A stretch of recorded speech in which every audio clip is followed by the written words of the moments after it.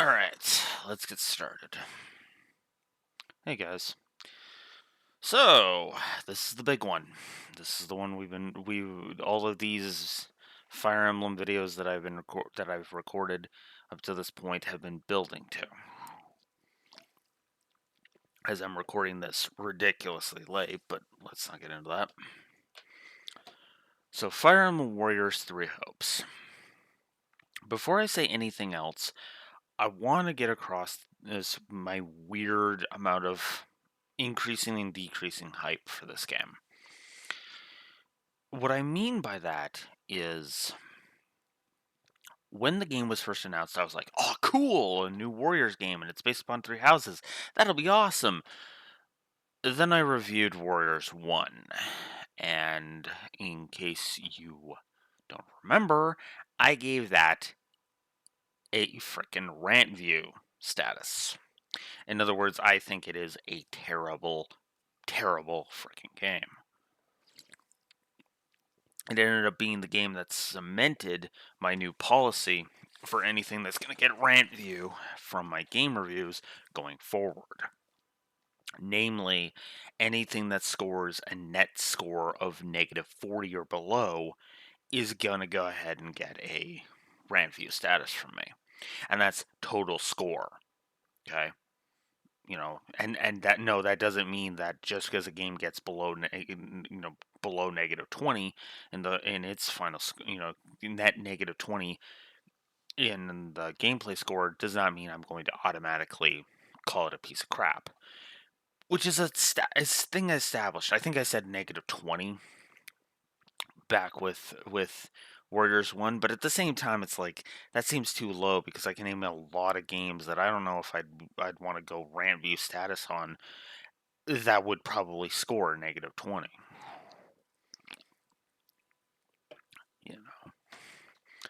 Now, obviously, my feelings can bypass that and make me label something rant view status because of the aggravations. It's just it won't have as many points to qualify.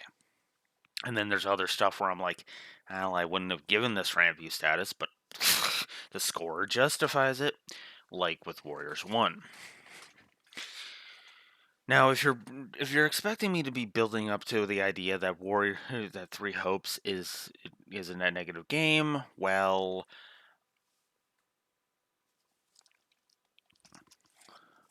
oh shit! Did I write down the score? Shit! I might not have wrote down the score. Shit! I do remember it, so I can jot it down. The final score for Warriors 1 was, of course, plus 125 to story and plus 14 to gameplay. I remember that distinctly. Hinkley. Now you're probably like, ooh, 14 to gameplay. That's pretty low, especially compared to that story score. But I stand behind it. Which is funny because I am recording this on the final day of my Final Fantasy VI stream. So we'll see if FF6 can beat the overall score, and if so, in what way. I can already guarantee you that its story score is creeping up on that. It's very possible I could be looking at FF6 being my top story score. For the record, I'd be okay with that because FF6 is a good game. Not sure what other game would actually get up that high on the story score, but on the overall score, oh yeah, I could easily see something surpassing 139 points. Absolutely. In fact, there are several games that I am anticipating will get over that hurdle. So Persona 4 Golden actually coming to mind immediately when I say that because I can think of so many story beats in that game that I'm just adore. So much so, There are several social link chains that I actually would give multiple pluses to. Just to name one example. And multiple characters that I would give triple positives to as well, while we're on the subject. I can literally think of 4 characters in Persona 4. I didn't mean that as a pun, but I can literally think of 4 characters off the top of my head, that's not a joke, that would get 3 positives to story.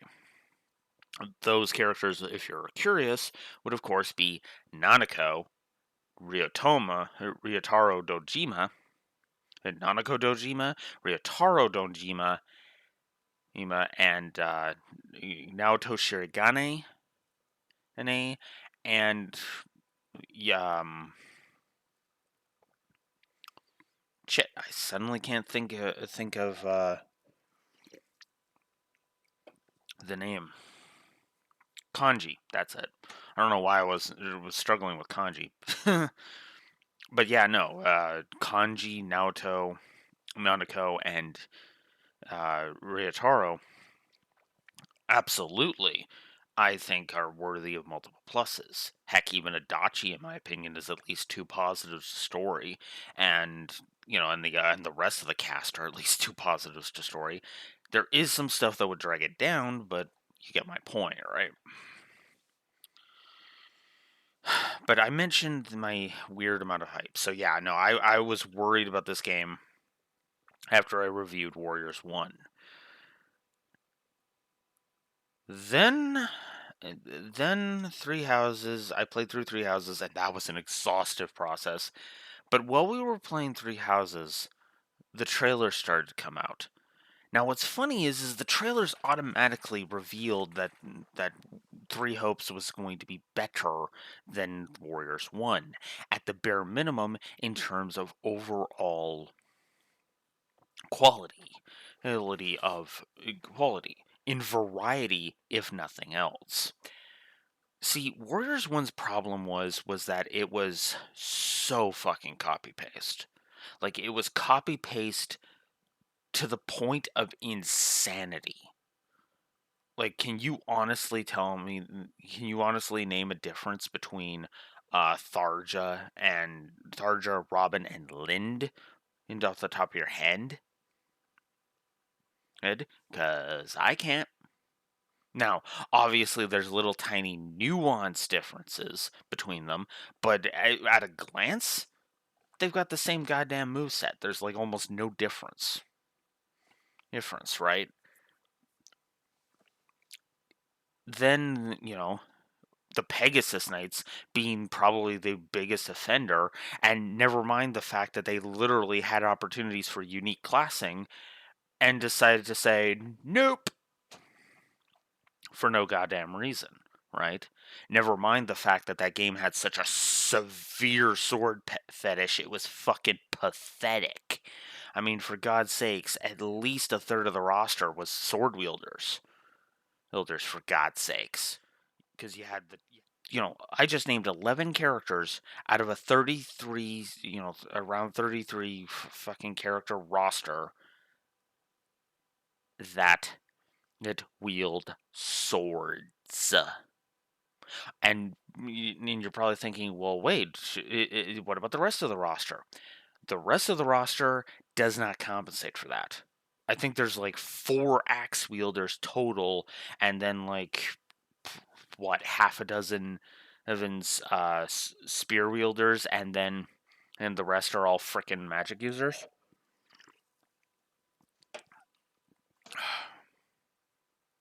The roster in Warriors 1 is pathetic, is what I'm saying. Never mind the fact that that game had a huge, as I stated in that video, a huge fetish for fates. Like whoever the development team were just so in love with fates that it was pathetic. Now you're probably thinking, well, wait, Blue Wolf. Three Hopes is a Fodland focused game. So are you saying that Three Hopes has a Fodland fetish? No, I'm saying Three Hopes is a Fodland game. There is a difference. Now you're probably thinking, what difference? What's the difference? Warriors 1 was supposed to be a celebration of the franchise, as in the entire franchise. But if you were from uh, Jugdrill, if you were from the Jug Drill duology, or if you were from Elebe and your name wasn't Lynn, or if you were from Tellius, or if you were from Magvel or Tellius, you were told to fuck off.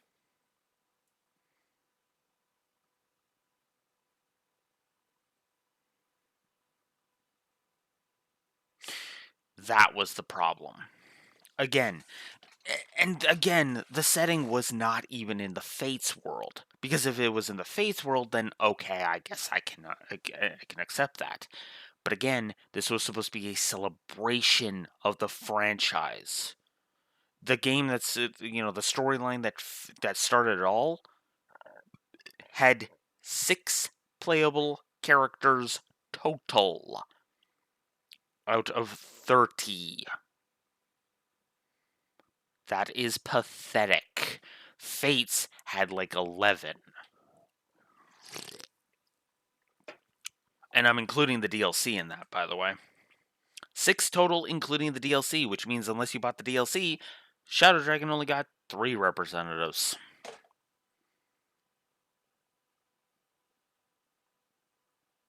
Fucking excuse you. And again, that's what I mean. It's the focus that is the point. See, when you're designing a game like this, you either need to pick a region and make it a story about that region, like this one does, or you need to include more representatives from across the franchise. Echo's got 1 representative. That was it. And that was Celica. Elebe, like I said, got 1, and that was Lynn. So I guess the mentality is if the developers can't masturbate to you, you're probably not getting in. It's pathetic. Never mind how many, it just so pissed me off because there are popular characters from across the franchise. I even point blank said that even if I wasn't in my changes section in my review, that even if I wasn't going to include Ike in the main roster, like in the starting roster, he'd be DLC because I'd be testing the waters for a Tellius HD remaster. But then again, Intelligent Systems would rather come up with Colgate Fire Emblem Lord, or instead of fucking giving us what we actually want. Okay, I don't mean to be dismissive of the new of Fire Emblem Engage, but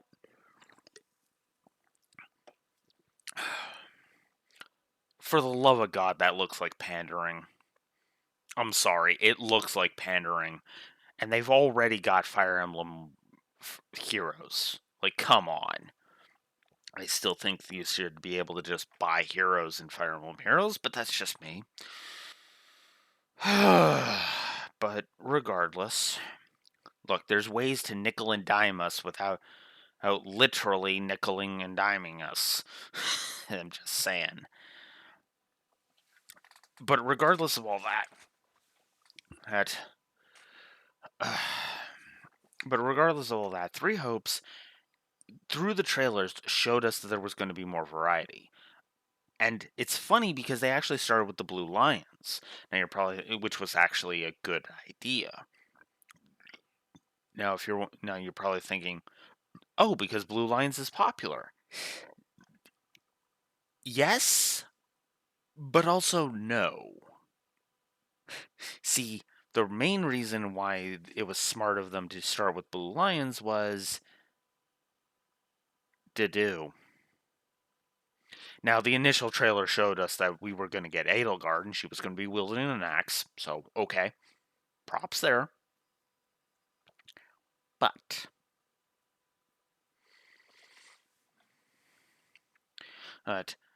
then we saw Dedue being an armor unit, a playable armor unit. And I know that this got people excited. It got me excited, right? Sorry for bumping the mic. Anyways, The funny thing about this, the funny thing about this is this actually benefited us because it showed us that there was going to be variety, and there is. It's funny because there's not really much variety in like the characterizations outside of the unique actions, but each character feels different to play as because of the more minute differences being more pronounced. It feels different to play as as Ferdinand versus Lawrence, for example. It feels different to play as Dorothea versus Lysithea, and so on and so forth. I could honestly keep going down the list, but you get my point. I'm not going to be talking too in depth about all of that because I thought about it and then I was like, that's going to bog down this video, so I want to move on. But it's all of the minute little details that are just fantastic. Because like in three houses, you can actually change any character you want into any class as you want. And yeah, sometimes the classes will feel the same. However, that means that the unit variety is on you to decide. The developers said, "Here's a toolbox, and here's a toolbox, and here's a toolbox. Go have fun with it." Fans of FF5 5 are kind of being like, "Wait a minute," and you're right. You're right to be feeling that, FF5 fans, because that's exactly what FF5 does. FF5, Three Hopes does the exact same thing. Okay, here's some tools to get you started. All right, so we're going to go through those.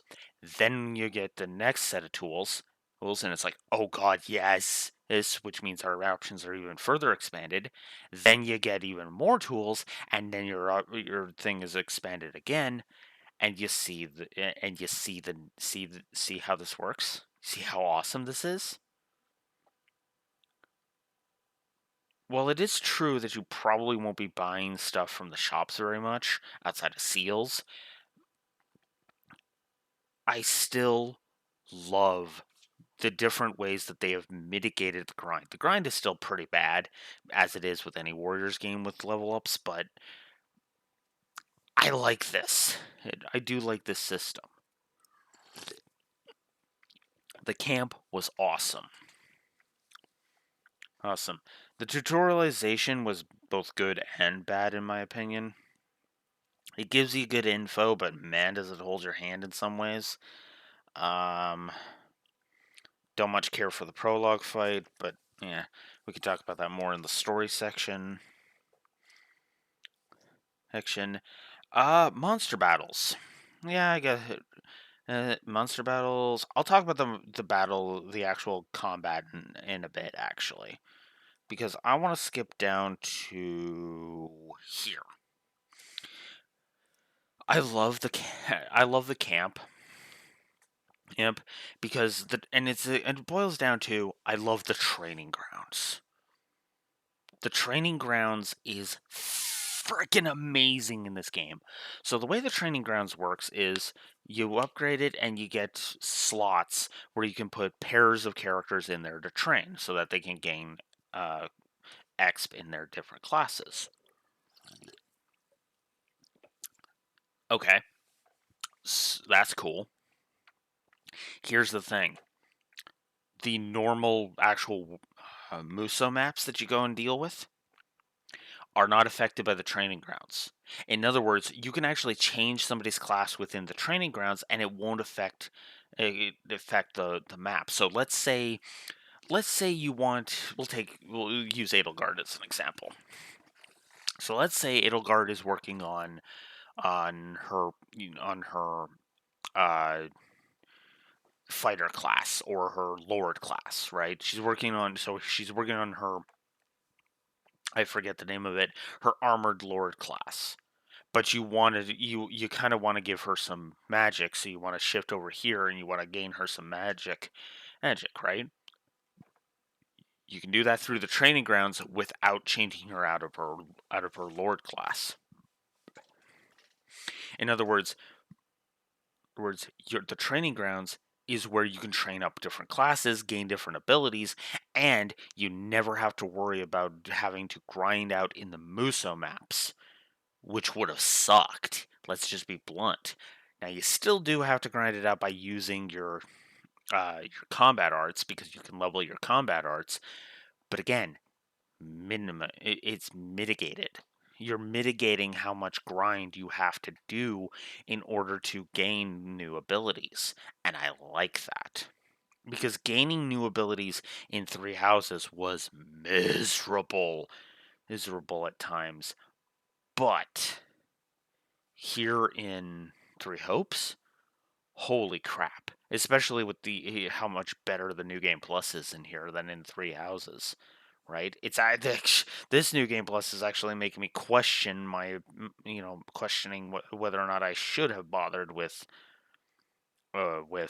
giving a plus to New Game Plus and the other thing, because again, you don't have to change it out. Oh, and the pair that is put in there gains support points with each other, which is awesome. Which leads me to the next point. I mean, because yes, you could. There's still the dining hall, cooking stuff, cooking and dining with your allies, which they fused into one. There's the chore master for gaining support points, but they've even improved the support uh, log, basically, because now the support log, not only are you not having to unlock up to 3 conversations per pairing. Certain pairings will only have a limited number of supports. Some pairings literally only have one support conversation, and it's at the C rank. But the best part, when you go into the support thing, where you would select a view of support, you can actually see the progress being made, because the letter of whatever support that pairing is on will be slowly filling up as they gain support points. And there'll be a little pop-up that pops up that says new support conversation available, which means you can go into the menu, then go to support info, and then you can go ahead and select the pairing in order to view that support. And there will of course be a little ellipses icon to indicate, hey, there's a conversation that's waiting for you to view it. And if I'm not mistaken, you can still gain points in further stuff. It's just certain conversations are locked until until you get up to a certain point in the story, because a lot of them actually have to deal with the aftermath of certain things. Edelgard and Ferdinand coming to mind immediately when I say that.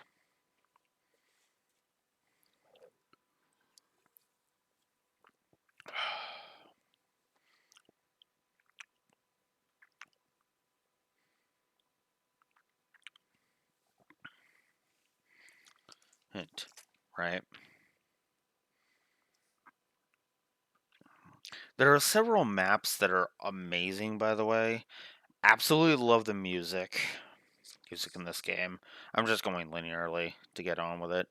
Uh, I guess we can talk about the trash health. Let's talk about the actual maps, because I can sum up my problems with the maps. It's pretty simply.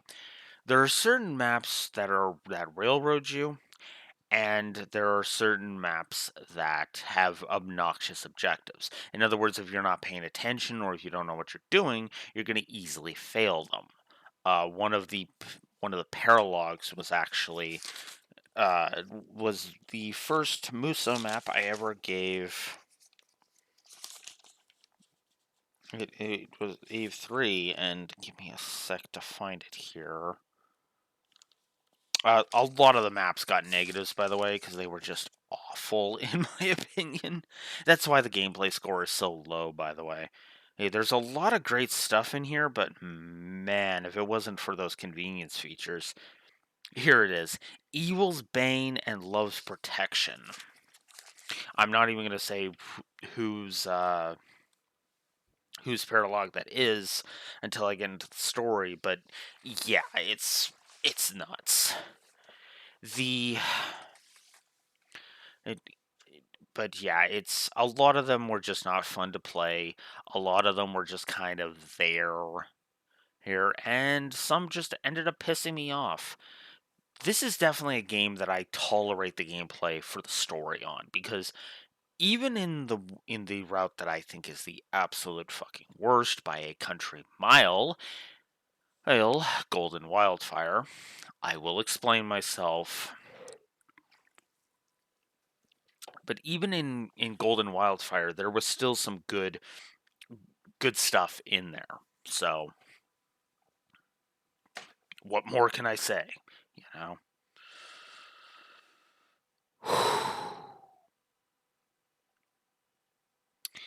I've been going for about a half an hour. Is there anything else gameplay wise I want to talk about? Because I guess I kind of said my piece. Really, I love the camp. There's not much more for me to say there. Here because all the stuff. The side quests are both good and bad.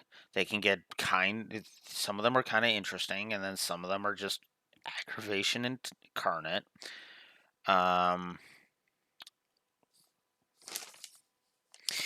well, I guess we'll move on to my next page.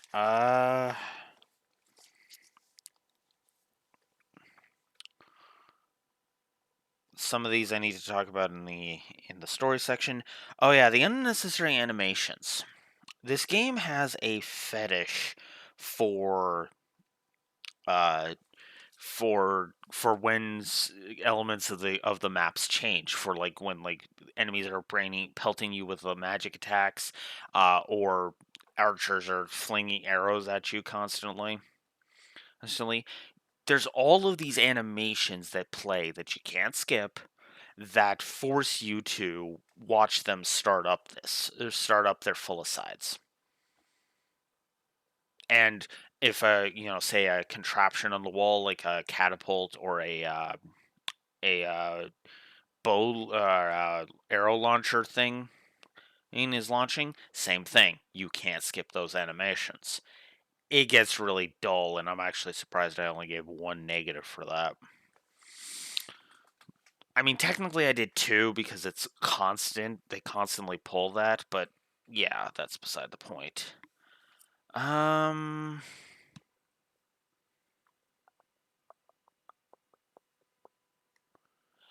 Also, I'm not a fan of the S rank time limits because there were too many times where would have gotten an S rank had the time limit been 1 minute more. It was freaking annoying and it was pissing me off. Sorry for bumping the mic again. Yeah, it was really pissing me off.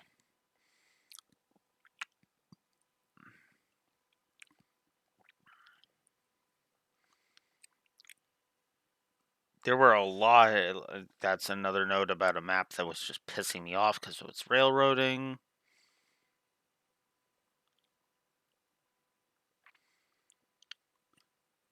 Railroading. There's another one where it's like you have to do it a certain way or you get fucked.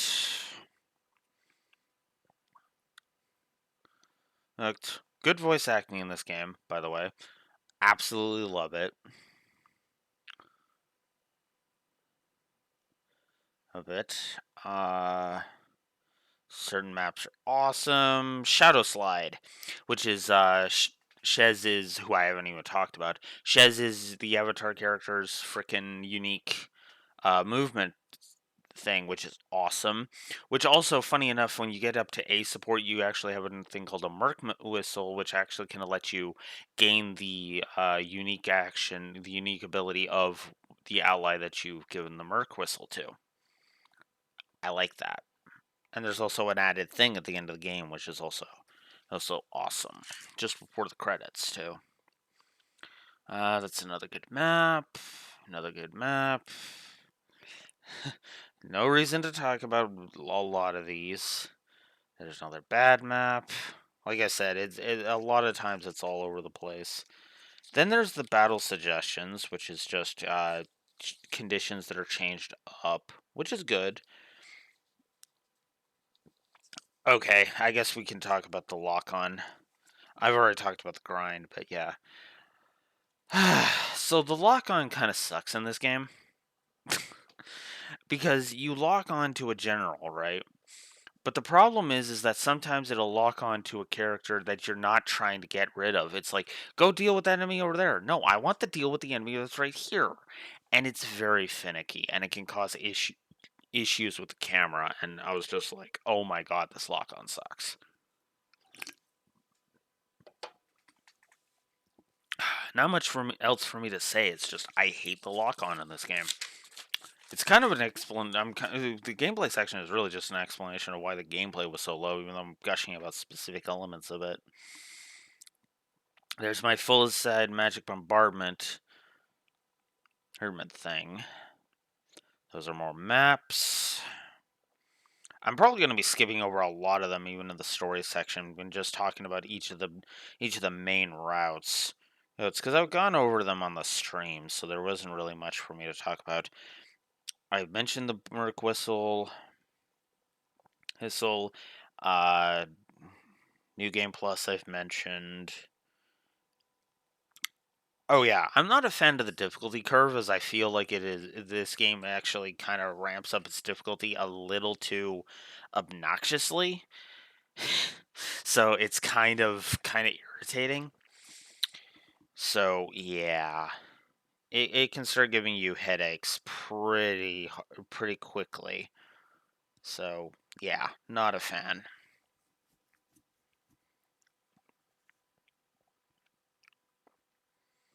Lots of good supports. And then there's the random fog of war maps, which are just, hey, you don't get to see where the enemies are. Go screw yourself. Same problem as in the when with as they it is in the in the main series. There are some awesome cutscenes that I will talk about later. The side mission restrictions. There are specific maps on that, so that's my next point. The side missions sometimes will have restrictions. This is usually on the purple tower thingies on the war map, which I haven't even talked about.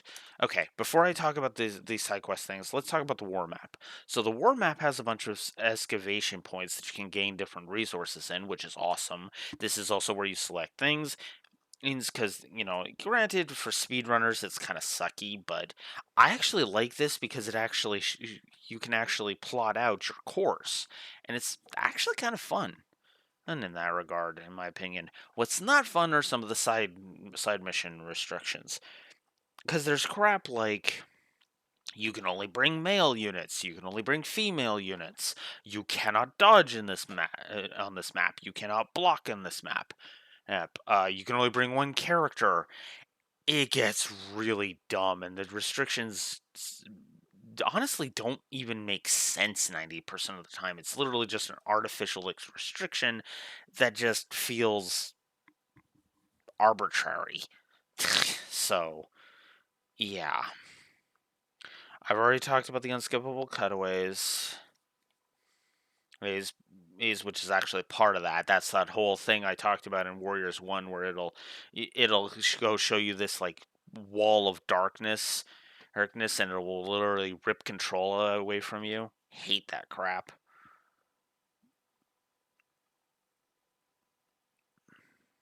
Yep.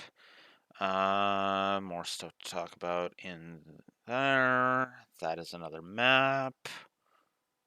Yep. Ugh, the courier side quests. I mean, it's related to the previous problem of do it a specific way or get screwed, but I really don't like those. Those, which is just, ugh. And I need to go this way, actually, in my notes. More maps, more maps. Maps. That is something to talk about more in the story section, because that is a giant spoiler.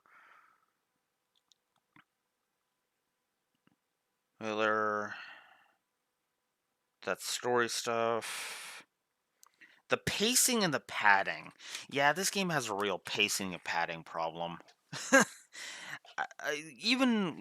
With, I would argue both with its story and its gameplay, there is some real pacing issues with this thing. Like it'll feel like it'll feel jerky even in the gameplay sense, but even in the story, it's just like, and now we're doing this. What? It can get kind of bothersome, admittedly. Never mind the fact that this game almost took me as many sessions as frickin' Three Houses did. Almost as long, too. Golden Wildfire started off decent. I think the most of these are just maps again.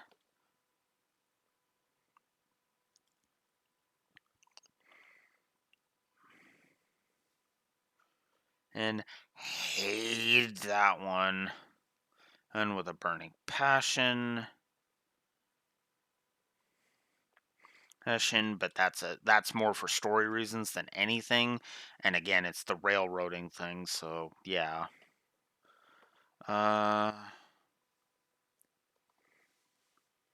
Music direction is kind of bad in this one. Certain scenes will have specific music play that is just unfitting. Although I do like the music, I really do. I don't know if I mentioned that or not. That admittedly is cool, even though it's kind of crap on the story axis. That stuff's good. All of that's just supports, which I will not be mentioning. That is something to mention in the story section. The New Game Plus not removing the tutorials is bullshit. I really hate. My note literally says tutorials on New Game Plus. Fucking really? All caps on the fucking really part. Obviously, I don't want to be yelling, but yeah, I was like, "Are you fucking serious?" And yeah, I actually liked that recruitment in Scarlet Blaze and Golden Wildfire. So go figure.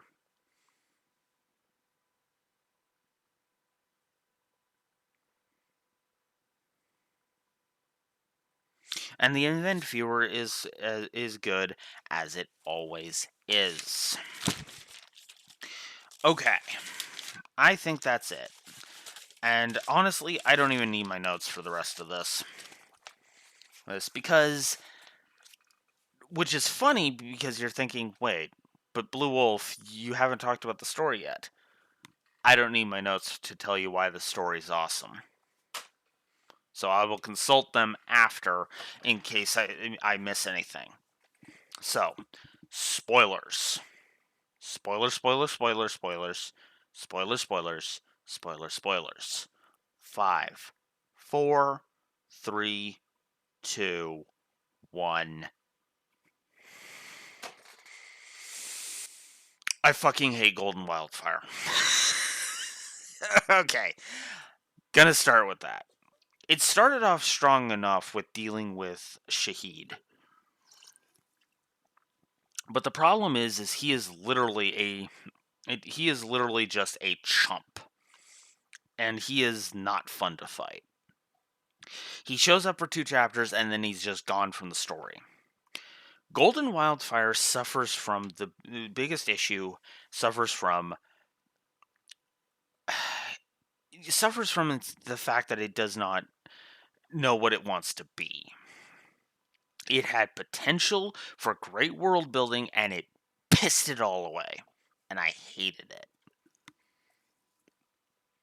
I know some people call Dimitri an idiot, and he kind of is.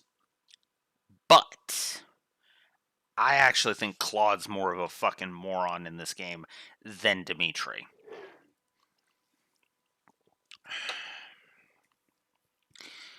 The point that pissed me off the most and made me go, this is not Claude, was 2 things. The first is the obvious. The fact that he's going after Rhea for his endgame and wants to kill her. Fucking what? And the other thing is Randolph. Oh my god. Oh my god. So, in both Scarlet Blaze and Golden Wildfire, Claude allies himself with Edelgard. The Alliance allies itself with the Empire. Okay, cool. This actually has some story potential. Claude is worried about casualties on his side, so he basically lets Randolph die to Catherine in order to in order to save his own skin.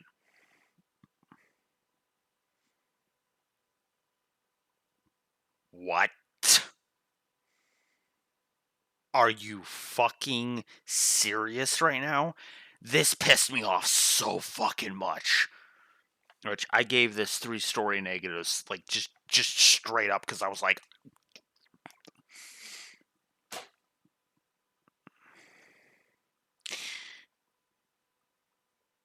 because the problem here is Golden Wildfire is so bad.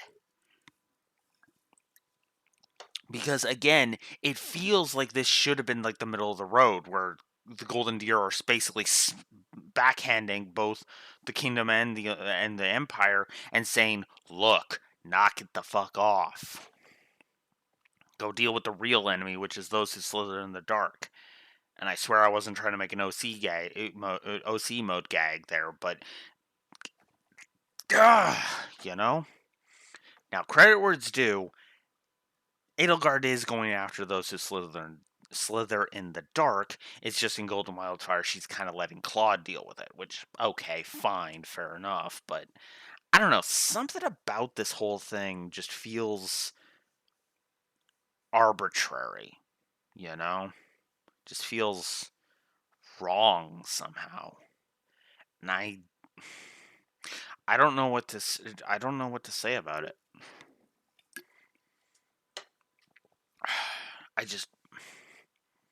I throw up my hands is the problem. It is basically what it is with that. But the whole letting Randolph die thing, it was so stupid because there's a solution that's staring him right in the face. Holst. You're not going to tell me that Holst would die instantaneously even while protecting Randolph. Bullshit. Holst would have been able to hold off Catherine enough to, for them to arrive and then force Catherine to go back and into retreat. Okay? You're not going to convince me that that's not the case. Hey, you can try, but you will not succeed. I can guarantee you that. And, seriously, no. Especially with how much both Three Houses and Three Hopes both plays up how fucking strong Holst is, right? Now I get it. The idea is that Holst can die, but again, make that more of an incentive. Make it so that now you have consequences for letting characters die. So, for example, let's say Holst dies. Nice. Then it can lead to that, right? Because then Claude can regret his actions because then have it be that the reason he let Randolph die was because he was worried because Holst was dead, and because of what he did, right? Because then you can have your little guilt trip thing and have it make sense. But as it is, it's literally you almost want to frickin' say, like, if you don't know Claude, you might be tempted to say, did he kill Rand? Is this like some kind of plot? Is Claude really evil? No, he's just really fucking stupid. Even Shez and Judith both chew him out for that, and it pissed me off. I don't understand Claude in this story. I really don't. In Three Houses, I described him as Edelgard with morals. Well, now we have an Edelgard with morals. It's called Scarlet Blaze Edelgard. Three Hopes Edelgard, actually, now that I'm thinking about it. outside of Azure Gleam, but I'll bitch about that in a bit. I'm sorry to anybody who actually really likes Golden Wildfire, but I just look at that and I go, what the fuck is this bullshit? I'm sorry, I hate Golden Wildfire. I hate Golden Wildfire with a passion. I wish I could say I liked it more, but I really don't. There's good stuff in there, but it's in the goddamn supports and paralogs. That's not good, in my opinion. Moving on. Speaking of Azure Gleam, I have nothing else to say about it. Shahid was a waste of time. He literally interrupted an epic battle, which was just eye-rolling. And yeah, Claude becoming a king.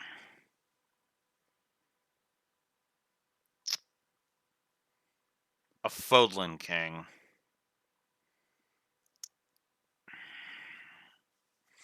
Something about that just rubs me the wrong way, and I don't know why. You know? I'm not trying to say it's a terrible idea, because you can make it work. Just don't let him be a fucking moron who gets Randolph killed. But I've bitched enough about that. Moving on. Speaking of bitching, let's talk about Azure Gleam.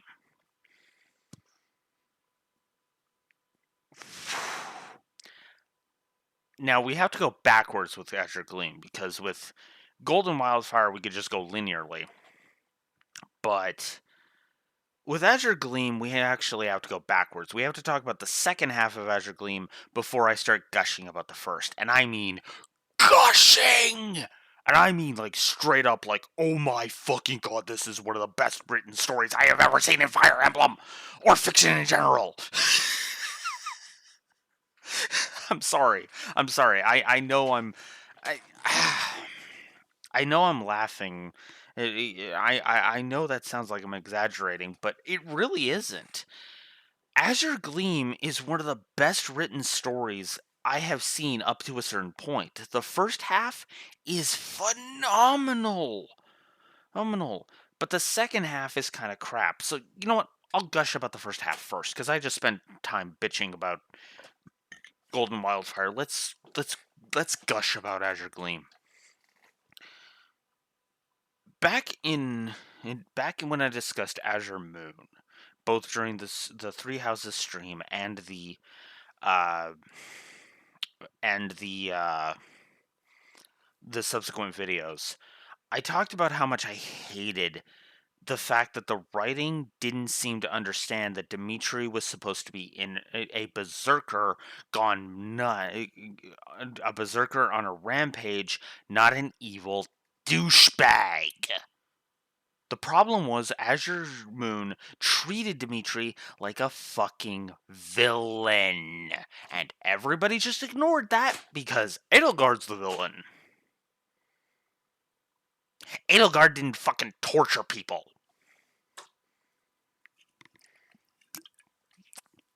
Oh, sorry, I still hate Azure Moon. The supports are the only reason that one was freaking net positive. Then again, and before you go saying it, remember the supports are the only reason he's in Crimson Flower was net positive too. For the record, but yeah, but in here, oh my god, within the first here's like hour of Azure Gleam, they had fixed every problem I had with Dimitri in Three Houses. No, I'm dead serious. They fixed all of the issues. Him being a psychotic douchebag, gone. His darkness not making any sense and seeming like it comes out of nowhere, gone. Gone, because it makes perfect sense. Except for one scene in Scarlet Blaze, but you know what? That's such a minor scene.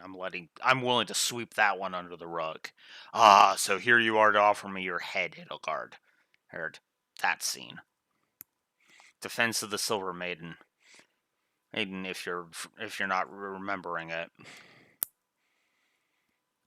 right? If Edelgard gets up to Dimitri, he says that bit of dialogue, which, okay, that one, like I said, that one's kind of, but it's more like, but it's similar to SETI Alpha 6 exploded 6 months after we were left here.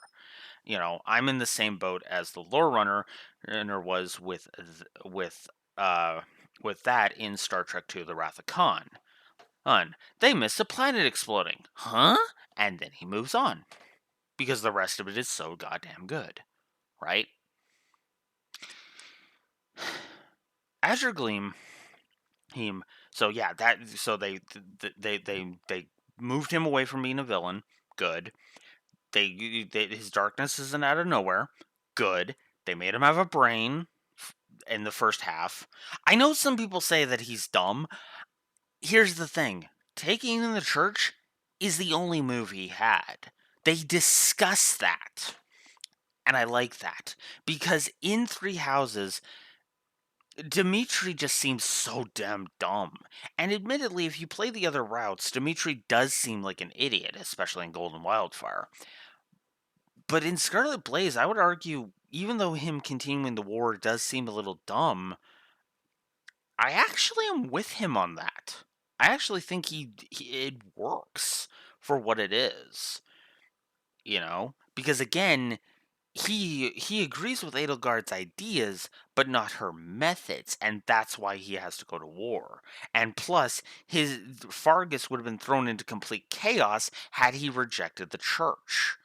And that's why he does that. It's a very complicated scenario because of the very nature of his position. He's stuck between a rock and a hard place, and he can't, and so he had to choose the lesser of the two issues, right? And that was good. Hell, he even was like, when Edelgard announced Talus as the murderer of his father in at Aryan Road, he was like, "Okay, we're going to defend Edelgard so I can bring her in and take her in for questioning."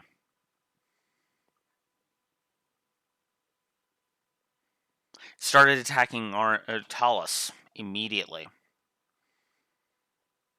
and killed Talus as his final boss. So that's all good stuff. I love how Azure Gleam starts, by the way, with dealing with Rufus. Oh, I may not have liked Rufus or Cornelia, and Azure Gleam really has some problems. Like, Dimitri is an idiot for not just, like, stabbing her arms. Like, if you want her for interrogation, you chop her arms off, chop her legs off, and then you bring her along. Right? She ain't going nowhere. Now, okay, granted, I guess that's more of a chop her off the knees type of thing. But again, it's like, again, they basically pull cutscene incompetence with Cornelia, and it's such a pain in the ass. And it goes nowhere either, as well, which is just whatever. And we, of course, try to paint the whole Edelgard as evil flag with Cornelia. I'm glad that Dimitri eventually doesn't end up buying it, although the ending of Azure Gleam really pisses me off. Alright, let's get to the second half of Azure Gleam. So, the Empire is falling apart because Edelgard is a vegetable.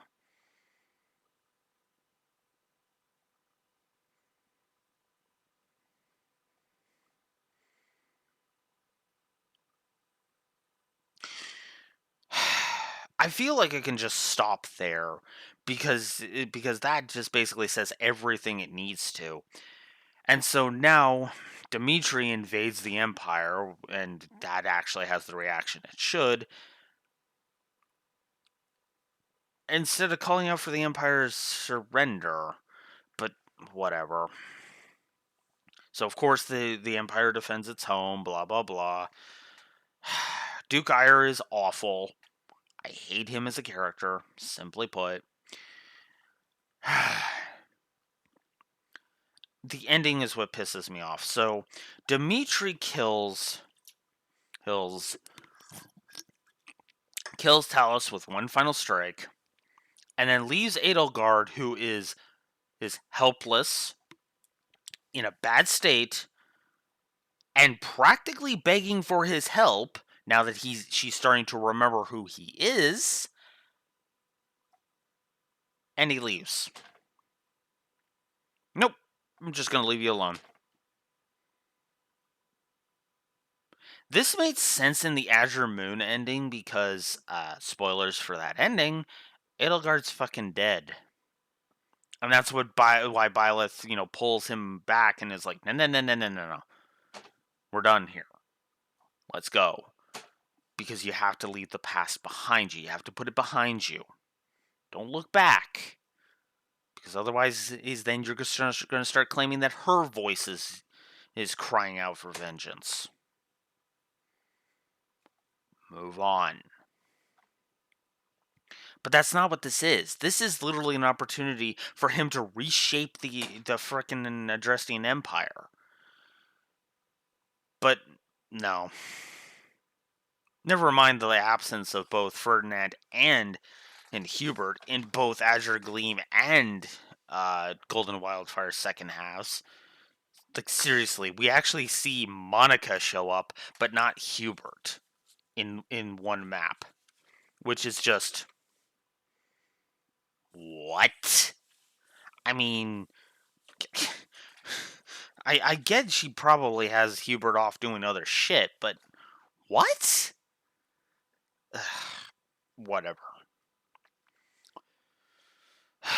So yeah, that's all my issues with Azure Gleam. But otherwise, it's so good. The beginning parts of that are so good.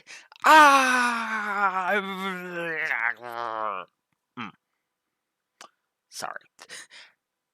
Hate Azure Gleam's second half. Then there was the one that was the most consistent all the way through. Scarlet Blaze. My personal favorite route. Edelgard has so much it's going for her at Three Hopes, it's ridiculous. There's her kicking Talos out of Embar, right? Pre-time skip, right? During the academy phase, kicking Arundel out of Talos out of frickin' Embar. There's saving Monica, which is all thanks to Shez mostly, regardless of what route, by the way, because you always save with Monica, and that leads to the whole, all right, let's go get rid of Arundel. But wait, that's ill-advised. And it's like, yeah, but we now have the church under our side. Right, so let's go ahead and do this. Yes, our new mercenary friend if it's not the Black Eagles, who has joined the Blue Lions or Black Eagles, Golden Deer or Blue Lions, depending on which route you pick. Like, their appearance was well timed, and we would be fools not to take advantage of it. Now, are you going to help? Are you going to stand there like a dunce, or are you going to help me seize control of my destiny? Well, as ever, I'm with you, Lady Edelgard, but I love of Edelgard and Hubert, and even if Shez joins them, the whole mistrust thing, that even makes sense because of their connections to the Agarthans, right? And yes, I know I haven't talked about Shez at all yet, Shez or Arval yet. I'm gonna get there. I'm getting there, okay? Hey, I want to talk about Shez, Arval, and Byleth in one bundle because I think that just makes more sense. Scarlet Blaze is easily my favorite route because I feel like there's good reasons for Edelgard's actions, and we see that there's regret, and we see that she doesn't really want to kill Rhea. It's just she wants Rhea to stand down so that change can happen. And I agree. I absolutely agree. It is still Edelgard trying to burn the old system to the ground. But again, it's not that the stupidity that the fucking that Three Houses and the fandom tried to keep fucking pushing, right? Instead of this crap of, hey, let's all treat Edelgard like she's pure fucking evil, when she's not. She is literally the definition of moral gray. I'm not trying to say Edelgard's completely in the right, by the way. Hey, hey, I'm just saying that it's a lot more nuanced than just she's pure evil. No, Talus is pure fucking evil. I would argue the Agarthans are pure fucking evil, which is funny because the only Agarthan that we see that isn't pure evil is Arval / Epimenides. Spoilers, right? So then we have it. So then we have uh right? So Scarlet Blaze is freaking amazing like that. I actually love the nuance. Dealing with Ferdinand dealing with his dad once and for all. That was a great scene. God, I loved so much of it, and I even loved the bookend. Okay, the first official no really Scarlet Blaze map. That being, of course, uh, the Shadows of Adrustia chapter where Shez is like, all right, we won. Hey, high five. What? And Elgar's just like, what's this now? Oh, you don't know what a high five. Oh, darn it. It's something mercenaries do. We clap our hands together. They're in a high five type of thing. Aiming for a successful mission. No? Okay. Fast forward to Scarlet Blaze's endgame. Alright, so that takes care of Rhea and, well, Rhea and Talus are gone. Disappeared. I guess that's it. We win. Okay, cool. One thing left. How must we do this now? Alright, I suppose you've earned it. Just this once. Love that! Love that! That was so good! Oh, that was so good. I love that. I don't even think I realized that it was a bookend at first. But it is a really nice bookend, and I love it. Scarlet Blaze, so good! So good! Ah! But what's also good, I don't really have anything more to say about the routes in specific. Let's talk about Shez, Arval, and Byleth.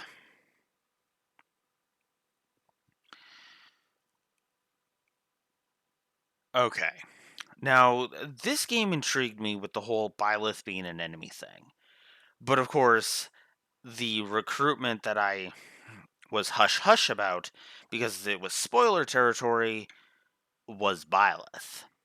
I love recruiting Byleth on Scarlet Blaze and Golden Wildfire, which is funny because Golden Wildfire was always seen as the more annoying of the three. I actually disagree. Azure Gleam was the one that I hated. In Golden Wildfire, it actually made perfect sense, and there was a lot of logic to it. And then in Scarlet Blaze, it was just don't don't try to speed through it, right?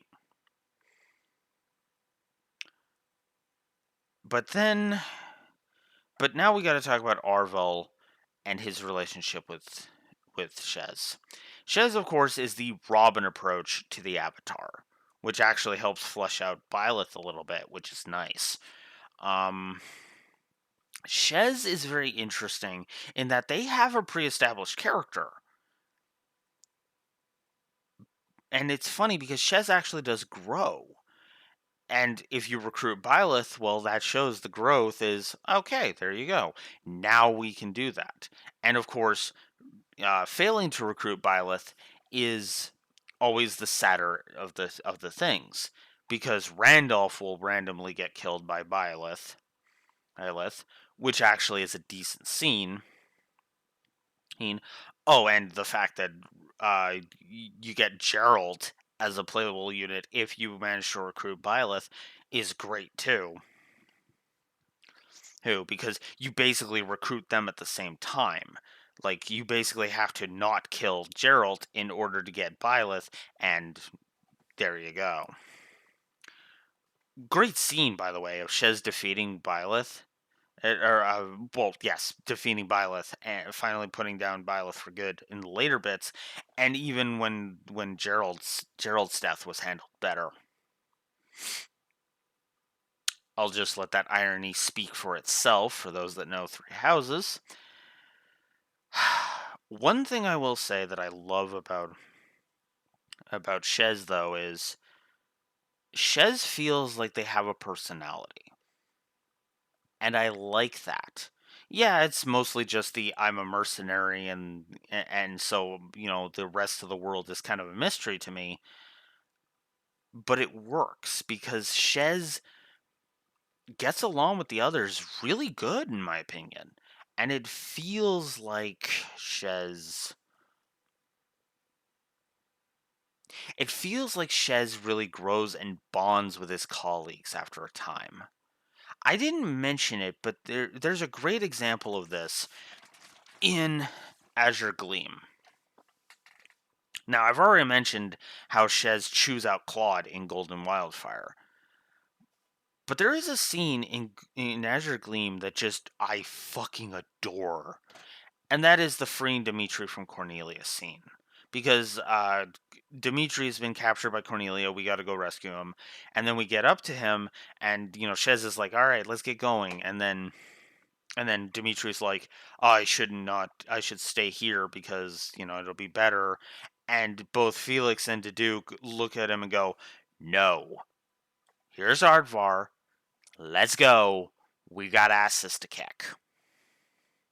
Now, obviously, it's said much more eloquently in the actual scene, but that is effectively what they're saying. And I love that because there's even a moment where you see it in the trailer, too, in the Blue Lions trailer, where Felix is like, try to keep up, and Shez is like, right back at you. It shows the level of camaraderie between Shez and the Blue Lions, in specific. But you see that with the Black Eagles as well, and you see that with the Golden Deer as well. To a lesser extent with the Golden Deer, but you definitely still see it, and I like that. It's more in the supports than anything, but it really does kind of show that Shez grows to care about these people, and it's really cool. Then, so then there's Arval, who I gotta admit I love of Arval's snark. There's just something entertaining about it. And while I admit the setup for him trying to kill Byleth and by extension Sothis is a little kind of I do still like that because not only does recruiting Byleth determine whether or not Sothis is in check. Heck, I do still like the idea that Epimenides makes his move. We get trapped in Zarahas, and Zarahas. I can never say that name, that term right.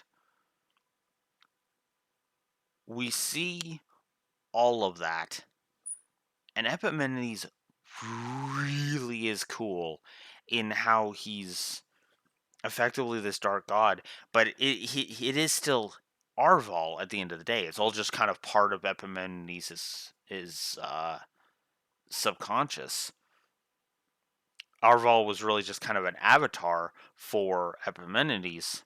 And what's great is you even see it right at the end, right as Epimenides dies, if you end up fighting him, that Arval slash Epimenides, the Arval side of Epimenides, cared about Shez. You know? Nakama, in many ways. Partner in destiny. It's actually kind of fascinating to look at. That Shez kind of just takes on the roles and the powers without Epimenides needing to be there. It's kind of a nice touch, and shows why old hatreds die so goddamn hard. But Arval grew to care. Grew to accept Shez's way of doing things. And in the end, accepted their death.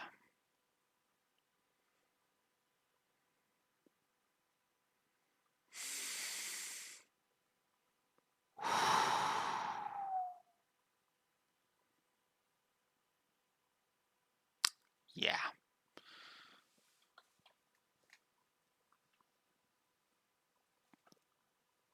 I don't know what else I can say about this one, honestly. Yes, this is a much shorter video, but then again, God knows I was talking less about each section of Three Houses than I had originally meant to. Actually, I can, if you give me a moment, can look that up. I just turned on my Xbox by accident. That's okay. That's okay. I just need to reach here. There. So yeah, okay. I guess it was about 5 hours of me talking about that.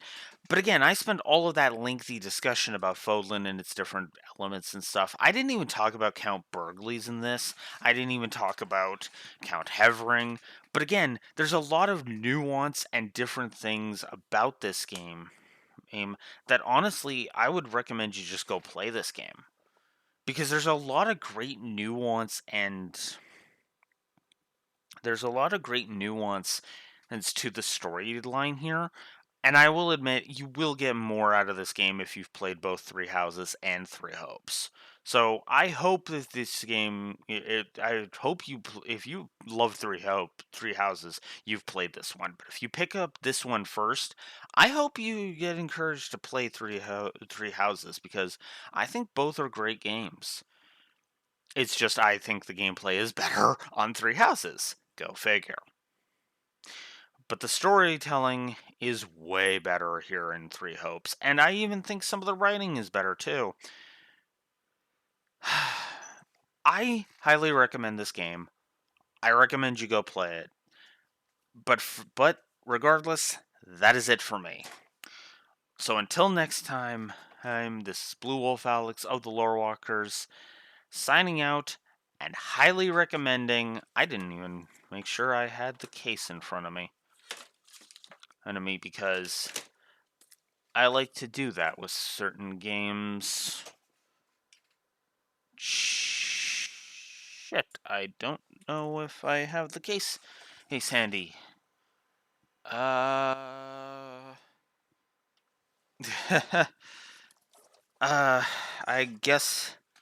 guess you don't need to see me struggling with all this.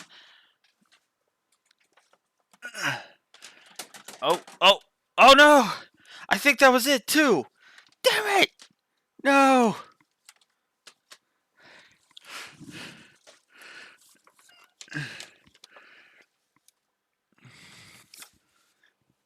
Oh no! Damn it. Point is go play Three Hopes. It's an amazing game. Blue Wolf Alex of Lore Walker signing out. Have a good one. Later.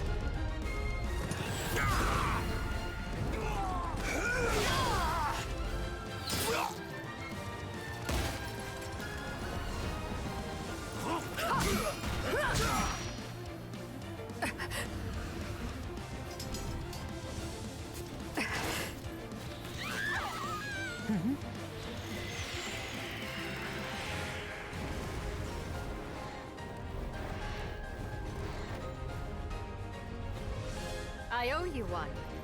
Honestly, it almost feels like you held back till I needed help. Far be it for me to say that you're wrong. Being owed a favor by the Emperor herself is... Well then, I guess we can call it even. But don't close your ledger just yet, Claude. My quill is at the ready, Edelgard. Call in all the favors you want.